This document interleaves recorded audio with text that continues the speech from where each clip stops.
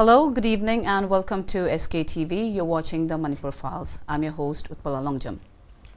Misinformation has significantly intensified the ethnic violence in Manipur.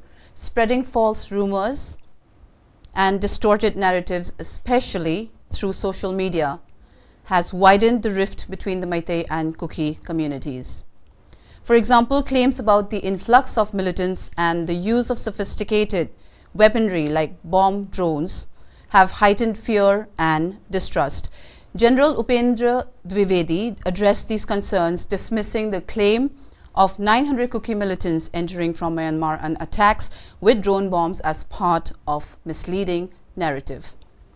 Similarly, retired Lieutenant General P.C. Nair's comment that the Manipur police was divided along ethnic lines was labeled misinformation by state officials who emphasized that the force is composed of officers from various communities and functions without ethnic bias.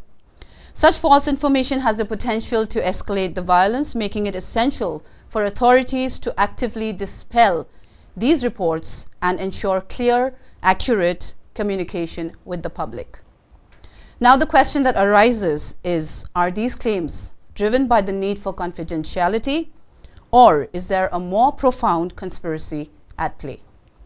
To delve deeper into this issue, in misinformation and conspiracy catalysts of Manipur violence, we are privileged to have an exceptional panel of experts.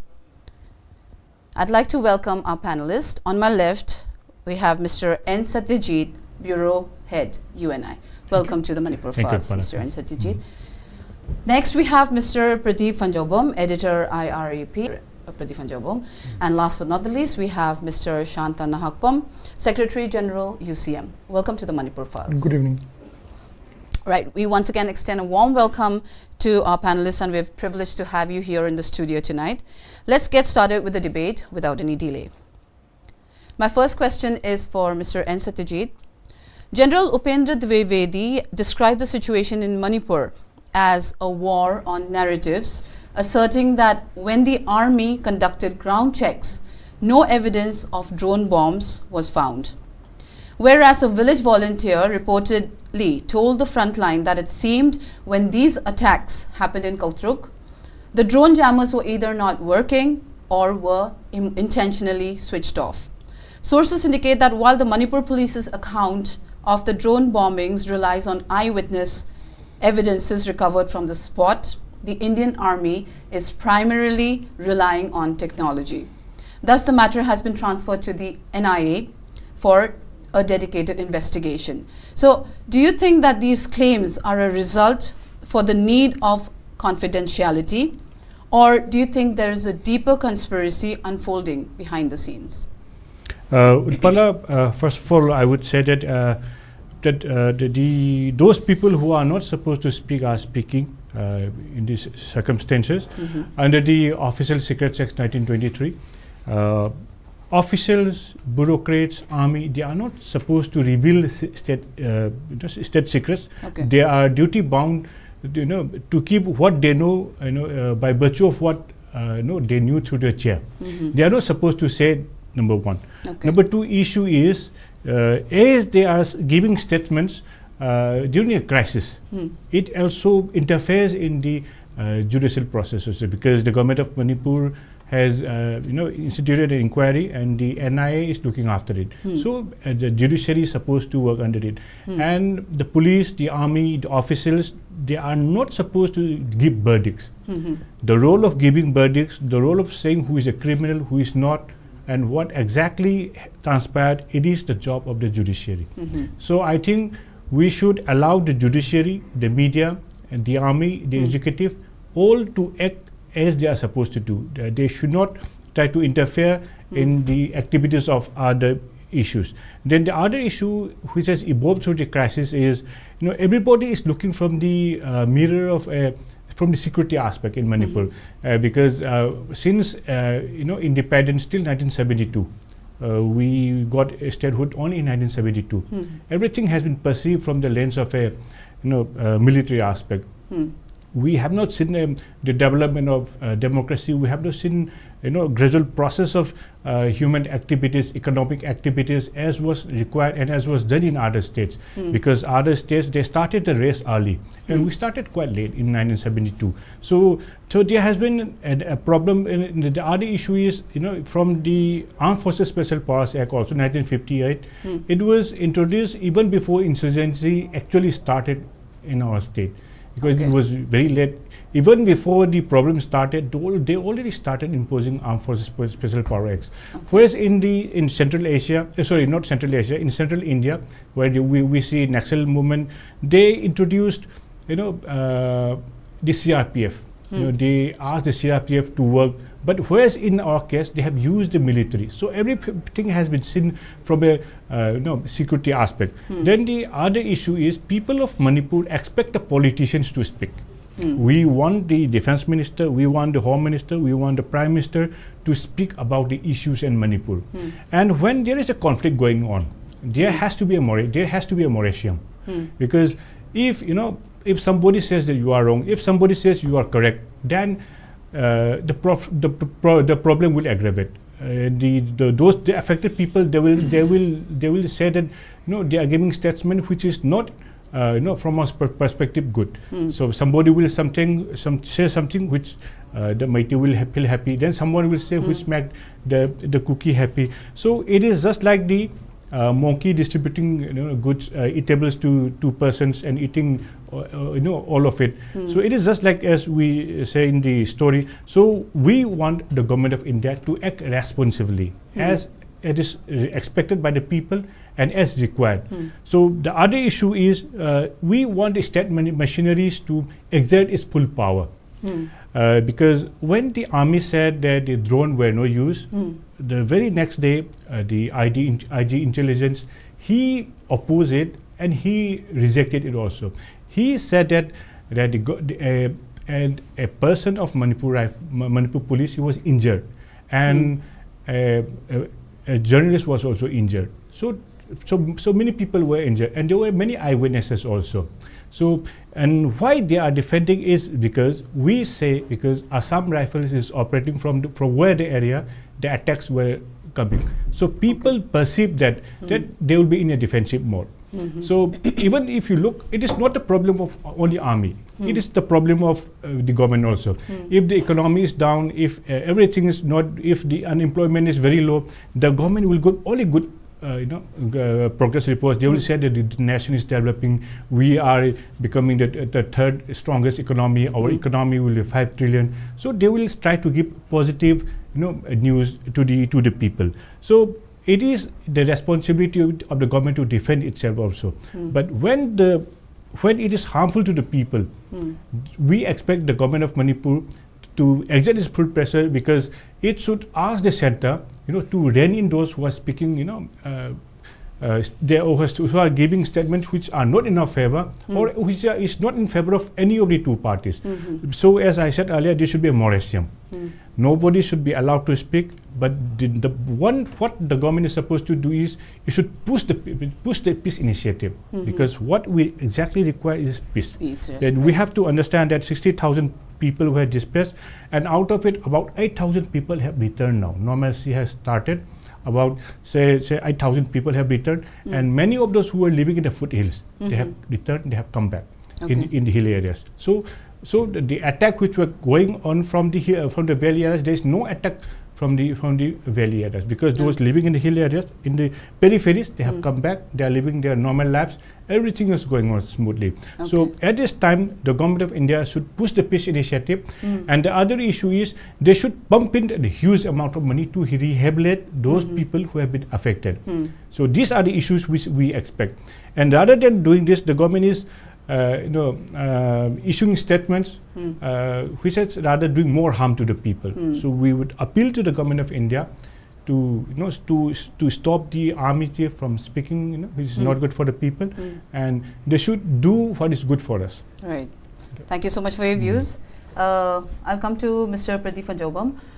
As Mr. N. SATYAJIT said, it was irresponsible of the. Do you think it was irresponsible of the Army General to speak on this issue? And also, how has the Tehelka scandal impacted public perception of Indian Army among the Meitei community, and what does it reveal about the accountability of military institutions? First thing, what the military said was not supposed to be said, as SATYAJIT has said, and also there is an inquiry going on. So you're undermining that inquiry by by actually preempting it. It's supposed to be the NIA which is investigating it. There's also another inquiry happening. That's a judicial inquiry by Justice Lamba, the retired Justice Lamba. So that's a judicially appointed inquiry. These they should be given the entire confidence of the system, at least of the organs of the state. That was being undermined by whatever is happening. The police, the army, and the Assam Rifles, and everybody. They should have. If this was a judicial inquiry, the other one is a judicial inquiry. But if the NIA inquiry was a judicial inquiry, that would have actually amounted to contempt of court. They would have faced consequences for that. And I think it is not in their interest to actually come out and speak against another organ of the state. It's you know, what the right hand does, the left hand is actually opposing it. But the case is already with the NIA, so... That's what I'm saying. That's what I'm saying. The NIA is there. It should have left it up to the NIA to find out. Because, and also, the army was not a witness. You have to be depending on witness. The Assam Rifle was not a witness. It would have been a distant witness. And the BSF, they have a company there at the Kautruk when that bombing happened. They should have come out. And in fact, they did come out indirectly through one of their retired ADG. A.K. Mishra, who actually said drone bomb happened. And this would have been coming from their own troops, just as the Assam Rifles and the army would have been depending on theirs. So on the point of why they came out, I think it was a defensive kind of a gesture, in a sense that you were supposed to be controlling according to Amit Shah, the hills were supposed to be controlled by the central forces, and the plains were to be by the police, state police. So if something was happening from there, a drone attack or something happening, that would have amounted to a intelligence failure in the hills, which would have gone directly to the army and the Assam Rifles. So they were trying to say that this thing didn't happen so as to protect themselves, not because they believed what actually happened. Because, you know, that question of believing or the actual fact would come out when the investigation is over, and that will have to be dependent on evidence on the ground. For instance, the hit angle. If it was fired, if it's something, you know, the bombs exploded is a fact. Nobody will deny that. Right. And then also they were firing alongside that. And the bombs, they exploded, and you will, if you just look at the crater or the fissures in the roofs of Kautruk, you will be able to find out what angle the trajectories came from, and from that you'll be able to know whether it was dropped directly from the top or it was fired from the side. And those kind of things will come out once the investigation is over. But while the investigation is still on, it is actually preposterous for anybody to come out with a statement saying that this is what happened. If you're an eyewitness, okay, I saw that, I got hurt, that kind of thing is okay. But somebody watching from a distance, chief of the army staff there in Delhi, coming out with a statement, he's not even a witness. He would have been getting second-hand, third-hand reports from his juniors, and he was coming out on those. And they are not supposed to speak, as SATYAJIT said. If they wanted to make a point, it should have been through a press release or officially approved press release or something, not just through any individual. That kind of thing didn't happen. So I think there's a big, they were actually, as I say, jumping the gun. They were not supposed to do something. They did, and which is wrong. And also they were undermining the institutions of the state itself. And there's one more thing which is evident from this, which is that the unified command is actually totally disarray. They have intelligence, all kinds of intelligence. You're supposed to pull those together and act on the basis of those intelligence. But here, one party is saying one thing, giving one kind of intelligence. The other party is either denying it or giving some other kind of intelligence. So there is no pulling in of all this intelligence and coming out with a joint statement. That joint statement is consensual, and also it will have it will be closer to the truth because you'll be seeing it from different angles. And then you come out with one statement that is fine. But now what's happening is every unit is giving their own versions of the same story, and that is actually confusing for everybody. And in fact, it has come to a time when nobody is willing to believe in anything. Exactly. Somebody says, army says something, you don't believe that. Police says something, you don't believe that. And it's a big confusion where you don't know what is logical and what is not. And this is actually, and also I want to just point out one more thing. We have been talking about the misinformation.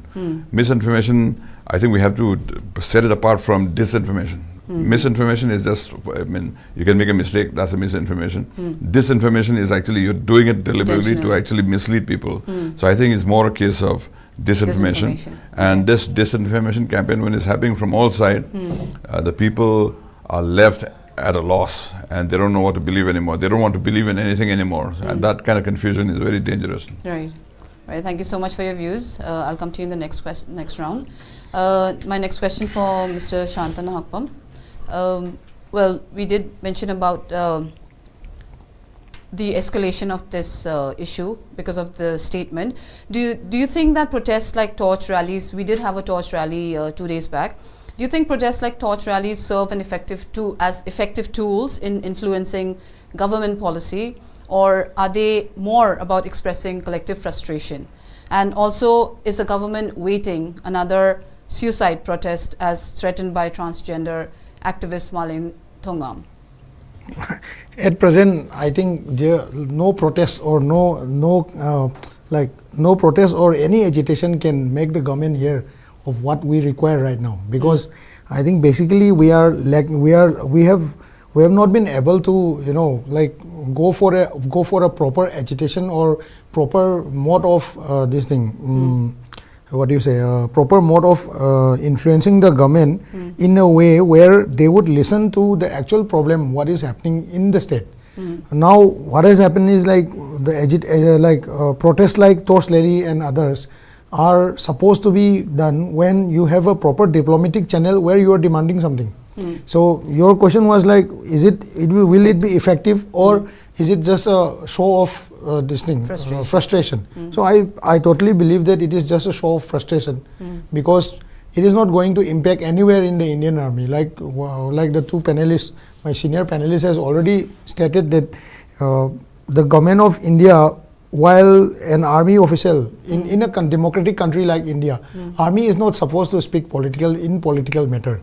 Now the issue of Manipur has totally become political. It is not a question of security anymore to the government of India. They are not able to agree that it is the core issue of the present happenings in Manipur is because of illegal immigrant, or it is because of narco terrorists. But sometimes they are saying something, next time they will say something, now the army is saying something. So as far as the mode of agitation and the model of pressurizing the government of India to understand the present conflict is concerned, I think we need to move more into legal activism and political diplomacy. Because till that we have been demanding things from the government of India. Earlier we were demanding from the state government, but now I think after 16 months, I think by 10 months we have already realized that our state government is in a mode of you can say it has become something like where he is actually listening but he is not able to prove his word. Because the recent kidnapping of two boys, three boys, where one of them was released earlier and two were kept as a hostage. I don't think the two boys were kept as a hostage, but the government itself, the state government had become a hostage, because releasing of the 11 inmates it might be true that they were already on bail, but the thing that why it was being done on the same day, then the police explaining all these things, these guys were already released. After that, we were waiting for the right time and the right security provision to move them back. Then if some of them were from Chochanpur also, why they were given to Saparmaina, there is also another question. And the present position of the government of India's intelligence wing, where the army is giving such a statement that drone bombings had never happened. Actually, I think these drone bombings had happened after he came to Manipur. Okay. Post his visit to Manipur, like 2 weeks. So I think he might not be having proper information, because his information must be coming from down the line, and he might not have been prepared in that Chanakya interview that these kind of questions would be coming up, or maybe he was not informed properly, or he didn't want to answer. But the fact is, in that case, shouldn't he have stated that he wasn't aware of it instead of making such a bold statement? That is what I am actually like. That is what the people of Manipur is actually concerned. The people of Manipur and our CSOs, we are also basically, openly speaking, we are also confused that what is the angle where we have to protest. We are just keeping the people warm up for the future, where we will be like looking into how the government of India will be negotiating. Moreover, unfortunately, our state government was not even able to negotiate the release of these two boys. Even if they were negotiating, the KOTU spokesperson, he actually stated that after the intervention of the center, only these things could have happened. So it means that our state government is already in a position where his hands are totally folded and totally bind. Now, if you are asking me whether the kind of protest we are into, or the kind of agitation we are into, are we going to have a fruitful solution? I think with the agitation our people are into, and the kind of silence our political personalities or the elected members of the state are undergoing since the last 16 months, we are going to have a very bad time in future. Like next 3 to 6 months, we have to take a final decision whether we the people will take over the government, or are we going to listen to this present government? Are we supposed to listen to them anymore? Because they are not able to do anything. Like you look at the consequences. Like first of all, the Mr. PC Nair spoke about two kind of police operating in Manipur. During that speech of his, the next day our state police retaliated. And they actually gave a statement that it is very unfortunate of such kind of things. Our IGP admin and IGP ops, both of them gave a statement. Now the Indian Army has, top brass of the Indian Army has given such a statement, where we expect the government of Manipur, and likewise Tamo has already said the unified command should be giving an explanation why such kind of statement was given by the army. But our state and the unified command is not able to ask a single question, not even utter a single word. Now, in that case, I think we are not having any diplomatic power anymore, whether even if our state government, the elected people are helpless, because they have given free hand to government of India to decide our fate. In that case, we would expect, we will expect every people to come out and protest in their way, because you cannot control mobs. When you plan a protest, we have a proper demand and we have a proper channel of this thing. Earlier, every CSO was thinking that yes, we have a proper channel through the present leadership. But if the present leadership is not able to answer why such kind of statements are being given by the Indian Army or the IB while the court cases are going on, well, there is a commission set up where everybody is depositing their own cases. And if the army is going to give such kind of statement, then obviously people will be out of control. So that is why such kind of things are happening. And regarding this Malem, I think, see, earlier also we have seen such a protest like that where Pebam Chitranjan was, he burned himself. Then a bigger protest, like without losing life, was in front of Kangla Assam Rifles, where our mothers had come out nude in protest of the Assam Rifles. We'll be seeing more of these protests. Malem is just a part of it. I think if the things do not settle down, and if such kind of statements keep on coming, and if our government sits idle and they just keep watching while they are able to speak against some few of them, and they are not able to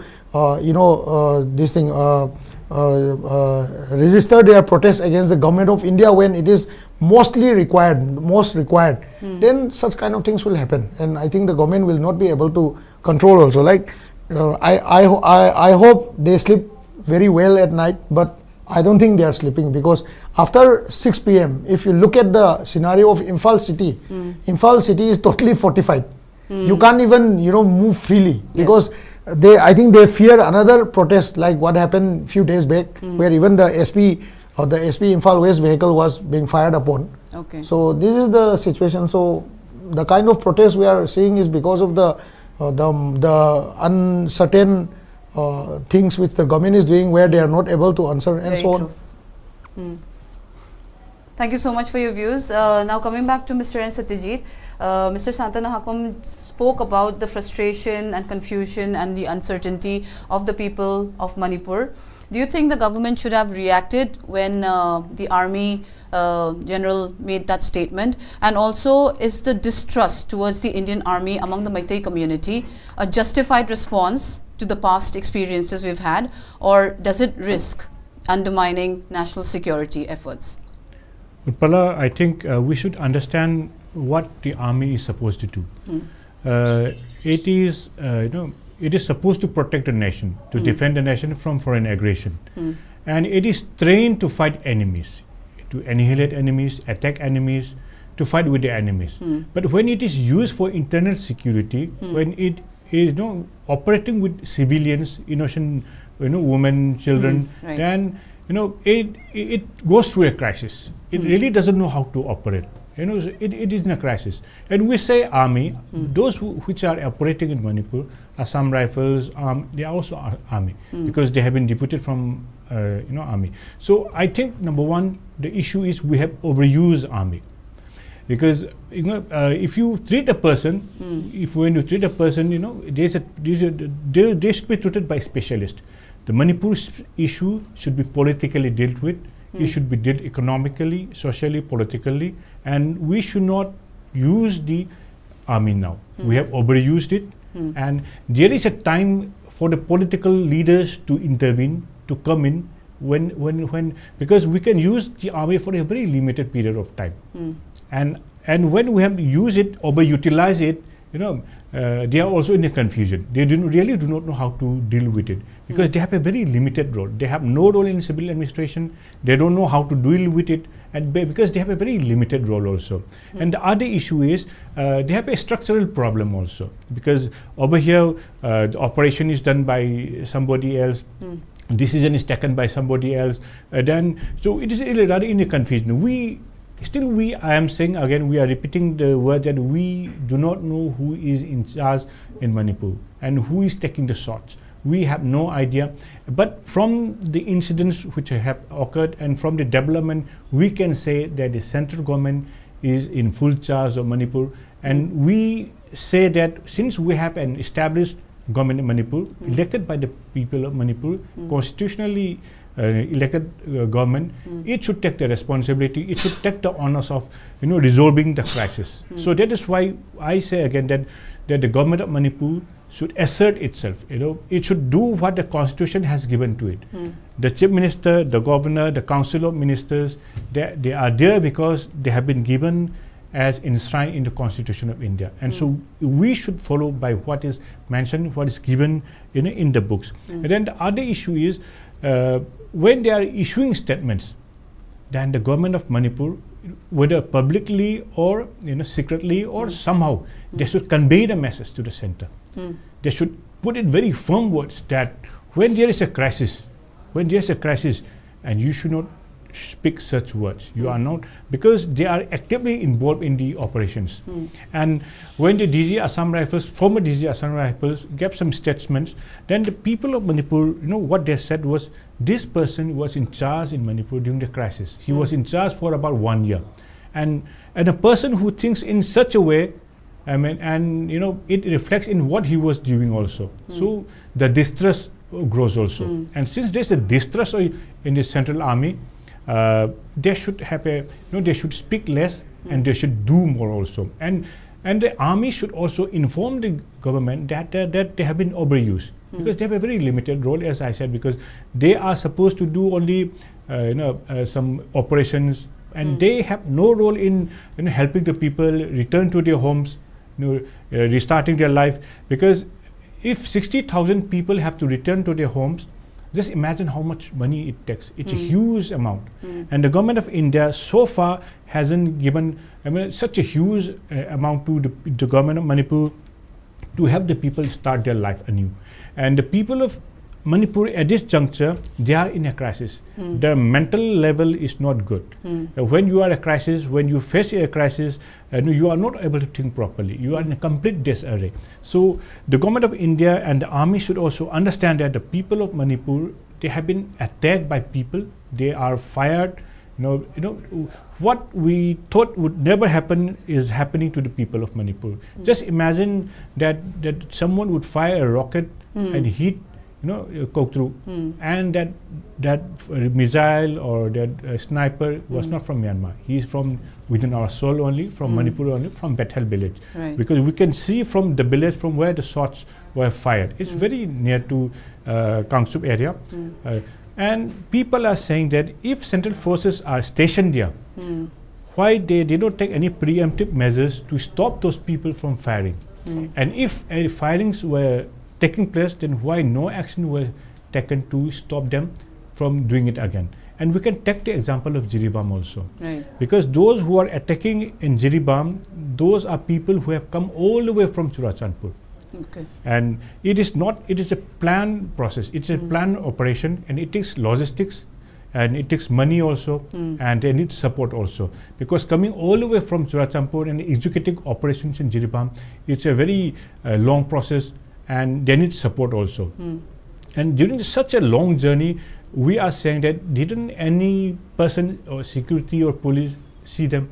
Even though the Chief Minister's office alerted the administration, still it happened again and again. And we have to understand that in Jiribam also, there are just few cookie villages. Paite are mostly settled there, and they are mostly not involved in the activities also. So we are saying that there seems to be some problem in the operations. There seems to be some some problem in the way things are carried out. People have little trust in what the government is doing. Right. So since everything has gone away, now what we want is a new development. We want a new political initiative. We want a new political initiative with economic packages. And what the government of India can do is, since we discussed earlier also, we said that central leaders should start coming as they used to come prior to the elections. Because we say as a joke that there is no gifts left in the market, because since central comings are coming in such numbers, we don't have proper gifts to give to them, as we had the BJP leaders saying. So we feel that central leaders should come, and when central leaders come, there will be less crisis. Because if a union minister visits Churachandpur, if a union minister visits Kampopi, and when a union minister comes to Imphal, there will be no crisis. So if there is a repeated, serious visit to Manipur by central leaders, the crisis will end. The other issue is we have yet to see the political parties coming together. Right. Because Manipur has seen lots of crises. We have seen the schedule crisis, we have seen statehood crisis, and in all those crises, all the political parties have come together, and they went together, they worked together as one group. They said that the state, the people are more important than the political parties. Because the state, the people are more important than the political parties, so they should stop thinking about their political affiliation, and they should go to Delhi. And they should lobby in such a way that the central leaders are convinced that the activities of the military have to be stopped, and a political initiative has to be taken. The political initiative has to be followed with, it has to be accompanied with the military operations also, but it should be done in such a way that it is targeted only to militants, because we have a huge, we have seen lots of military operations, and it was quite harmful. We have seen the Oinam incident, during the Naga Peak crisis. We have seen the MORUM incident. Yes. So I think, and they will be responsible. They will be acting responsibility now, because they know the conditions also. The times have changed. Although people are, and the other issue is people of Manipur. They should also come together now. Because we see lots of civil societies, lots of women bodies, and lots of separate agitation going on. But if you look at all the movement, international movement, for example, India's freedom struggle, at those times there was no internet, there was no even proper newspapers, so people were illiterate also. no proper training also. At those times also, the nation was united and they went under the leadership of the International Congress. Right. It was a joint, even if you look at the civil liberty movement, if you look at the apartheid movement in South Africa, they worked cohesively under one leadership.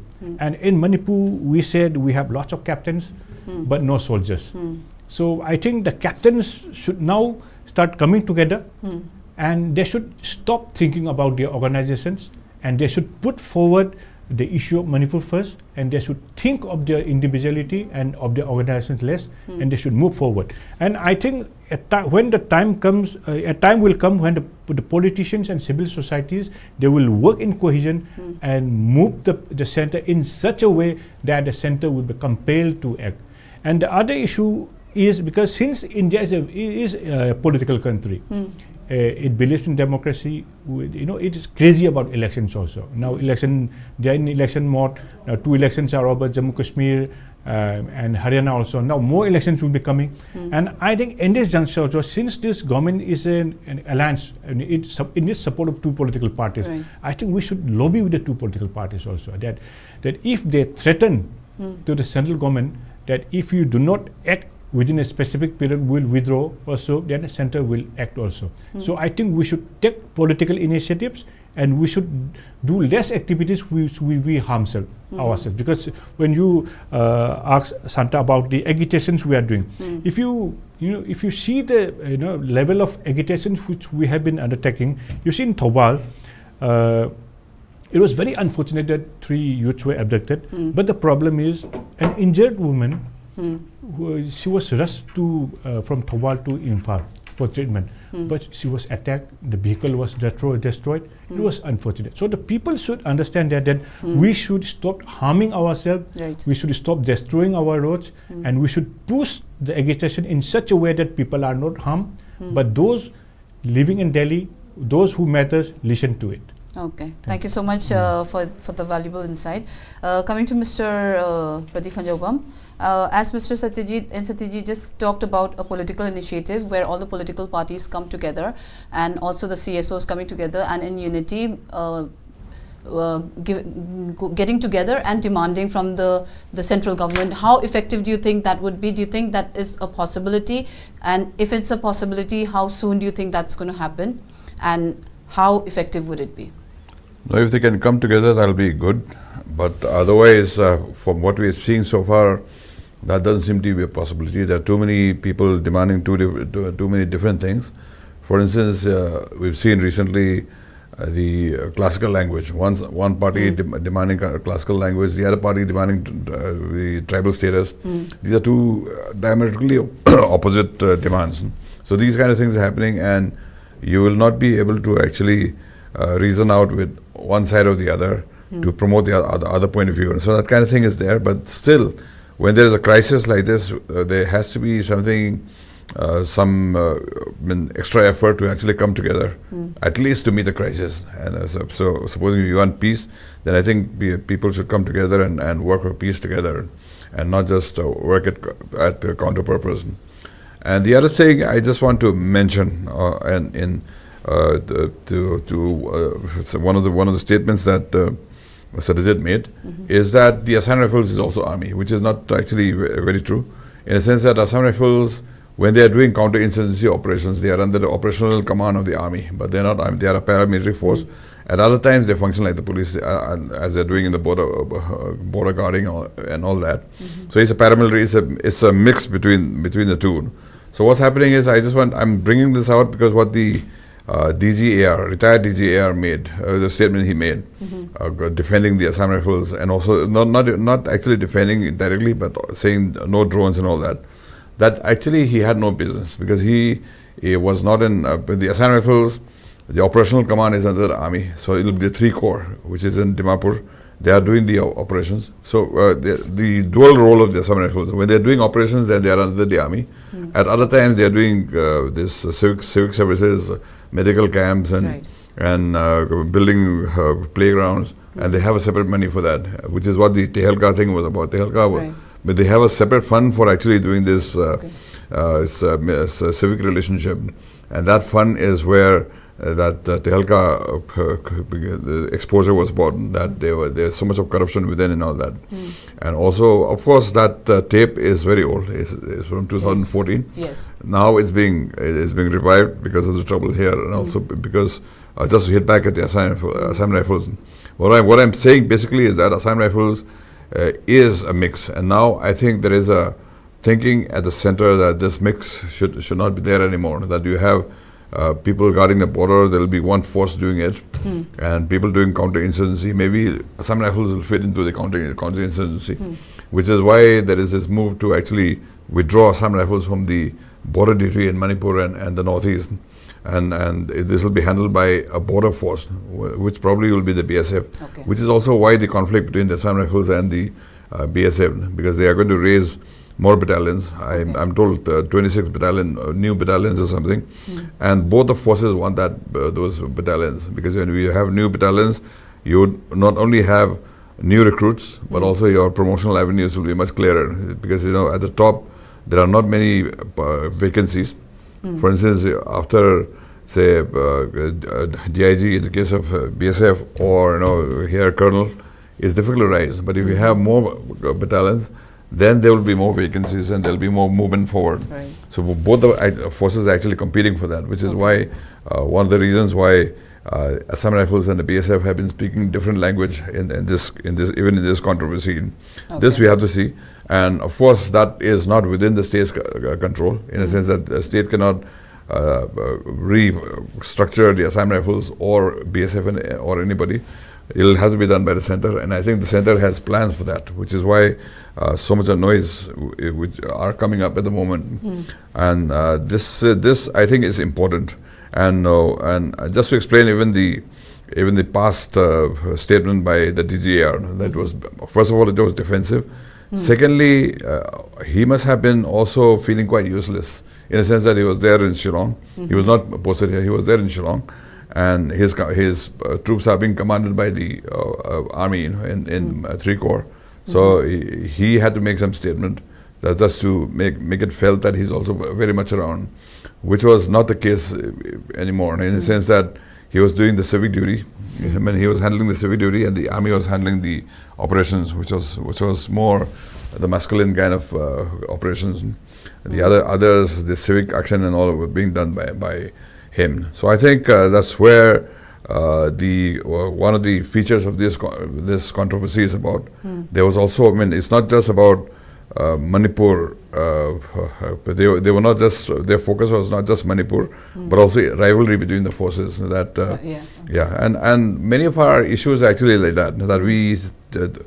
What we think is our issue is actually there is also actually a bigger reason for that. For instance, the border fencing and the FMR cancellation, free movement regime cancellation, were actually in view of what's happening in Myanmar, and India wanted to be sure. It was not just about Manipur. In Manipur, they can say we're doing it for you, but it was not actually just for Manipur. They wanted to just keep away from the trouble that's happening on the other side, and they were not thinking of the Chins or small groups. They were thinking of China, and so they wanted to keep those fence so that you're sure that those influences are not spilling over.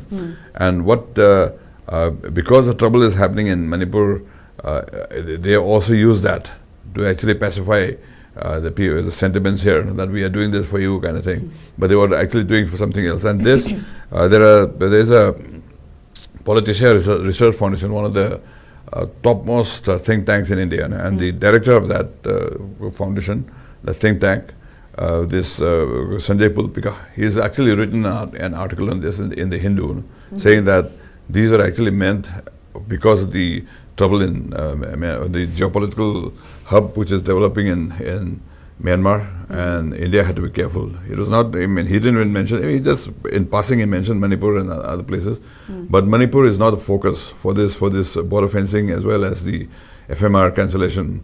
So we have to also see the larger picture. The larger picture is there because and it's quite natural also that we are in trouble. We think everything that's happening is because of our trouble. That we also tend to give a little bit of self-importance in the sense that we have changed the political thinking, or if nothing is happening, we're thinking, seeing it from our lens only. You know? But there are bigger lenses. Why they have, for instance, why have the center not acted proactively as we had wanted to control this trouble?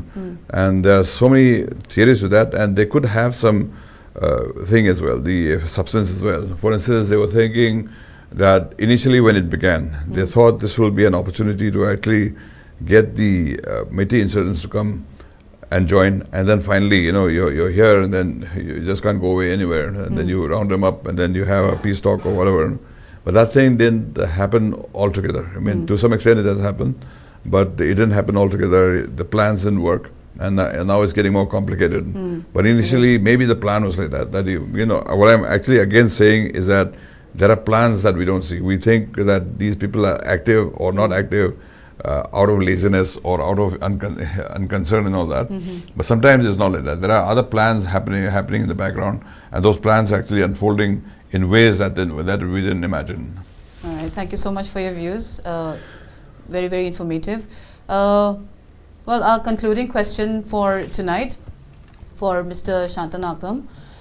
Do you think that the Indian Army, since we're talking about the Indian Army, do you think they should adopt a more transparent and community-engaged approach in conflict areas like Manipur to rebuild trust with local populations, so that things like this do not happen again in the future? I think there is no point, you know, army coming into civic action program or others, because you always have a civil police. You have other departments, state departments, central departments, Ministry of Social Welfare. There are so many ministries. These are to be done politically. Okay. Army is supposed to come in only when there is a big disaster or a drastic problem where your civil administration is not able to handle. Now, in the case of Manipur, everyone knows that there is a problem coming up in Myanmar. And the FMR, Tamo rightly said that FMR was earlier, before even the crisis started, Government of India had already written a letter to Mizoram, Nagaland and Home Secretary of Mizoram, Nagaland and Manipur to, you know, check the border movement. After that, again in June last year, they have written another letter to strictly monitor. As per that letter, our government had, you know, taken up stock of the people who had infiltrated into the state, and some of them were even sent back. Now, looking into the geopolitical position of Manipur, whether we are being taken as seriously by India or not, that is the big question. It is not about the army. The army can always come in. Tomorrow also another 10,000 troop or another 1 lakh troop, or even they can move the whole of the army to Manipur if they think they need to, you know, handle things properly. If something is going on in Myanmar, and China will push their trouble to further nearing the Indian border in Myanmar.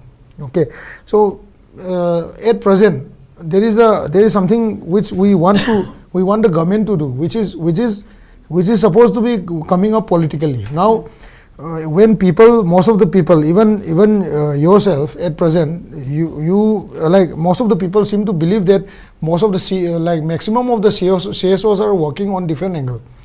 Now the issue is that how can the CSOs work together when our political establishment is so much divided? They don't have a core agenda. See, the present issue is not a single point demand or a 2-sentence demand. It is something related to geopolitical position, conflict in Myanmar, and also because of the increased number of illegal immigrants, where some of the population are demanding political, not demanding, but trying to get a political political dominance, where due to this idea of political dominance, even our business sector and economy has become ethnicized. Right. So it has to come up politically. You know, the CSOs can only protest and demand something which we want. But don't you think there's a transparency which is lacking in all the dealings that the government is doing? So this is creating a confusion. Yes, that is what I'm trying to say, because whatever the Manipur state or any community demands, the Manipur government is not able to handle it alone. There is always a tripartite talk going on. There is always a tripartite talk. Either the government of India will interfere, the government of India will intervene only in the case of in the case of the general population in Manipur, which is Meitei and Meitei Pangal, inclusive of whoever is living in valley, including Kabui. Whatever we demand is being settled with the government of Manipur. For example, ILP, whatever. There is no tripartite talk, except to the this thing peace talk going on with some parties. Okay. Otherwise, every community is having a tripartite talk. So where is the legitimacy and where is the this thing integrity and dignity of the state government? Right. So the people who get elected needs to decide by themselves how they want to, which way they want to make the flag move, which way the air is coming, where they want to move, where they want to stand in next 10 years, where they want to stand in next 15 years, what kind of diplomacy they want to go with Myanmar or Southeast Asia, where our economy can grow. Okay, whether we keep on demanding, there are people in the state government today who went to Delhi and they have not come back. They are not even in the state for even 10 days in a month. There are people in this government, in the present government. Now, in the present government, the political party is not even able to bring their own people who have got elected through their ticket in a table to talk on this issue. They are still divided. How can you expect the CSO to interconnect together? Right. Apart from the CSOs do not have a different demand. Okay, apart from some few things which Tamo just stated, like the ST status or the case of this this one, the language issue. Language, right. Regarding this Manipur conflict, every CSO will be having the same demand. They want the government of India to address. They want the army to act properly. They want the state unified command to have more power. They want the state government and the state political establishment to act politically on this matter. But where the elected people do not, they don't even try to pressurize the central government to bring the other party on the table and discuss this matter. If they start discussing today, tomorrow the CSOs will automatically have a contact with the other party also. The CSOs will agree that let us go for NRC, let us agree on some point that we have some infiltration. Yes, those people who are illegal immigrants, how do we keep them in our state? What facilities do we give them? This is for the people to decide how we keep our brothers and sisters. But it is for the politicians to decide how and when do we want to end this issue. How much power do we make the army exercise? How much power do we make the police exercise? This is the core matter.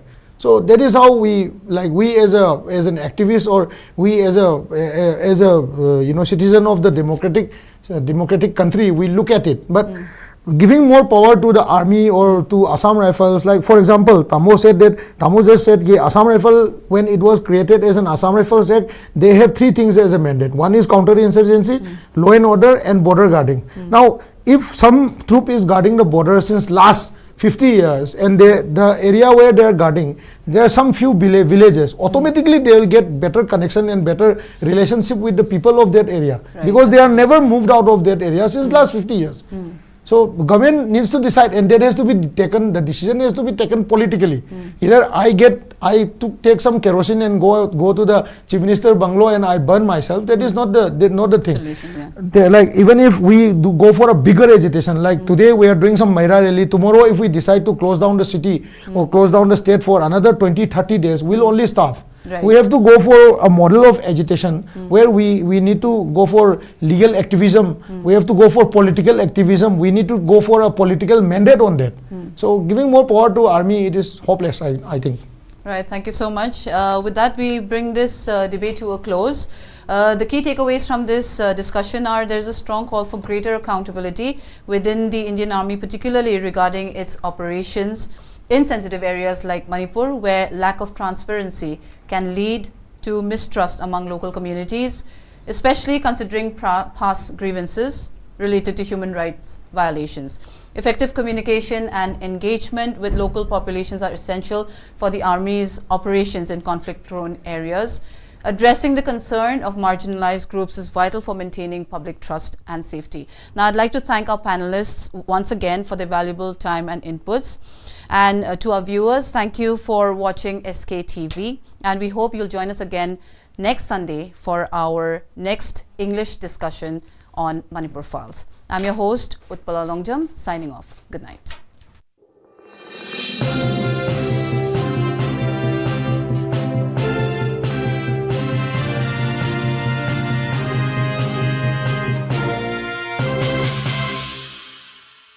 Manipur.